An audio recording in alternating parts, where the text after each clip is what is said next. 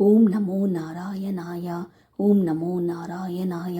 ఓం భగవతి వాసుదేవాయ నమః. ఈ శ్రీ వెంకటేశ్వర స్వామి టెంపుల్ దండమూడి ఎన్క్లేవ్ లోపల ఉంటుంది. ఈ టెంపుల్ సుచిత్ర నుంచి జస్ట్ 10-15 నిమిషాల్లో మనం రావచ్చు.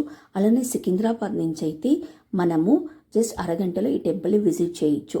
ఇక్కడ స్వామివారు పద్మావతి అమ్మవారు, గోదాదేవి అమ్మవారితో దర్శనం ఇవ్వడం జరుగుతుంది. అయితే స్వామివారు మనకు అద్దం గుండా ఎంతో అందంగా కనిపిస్తుంది.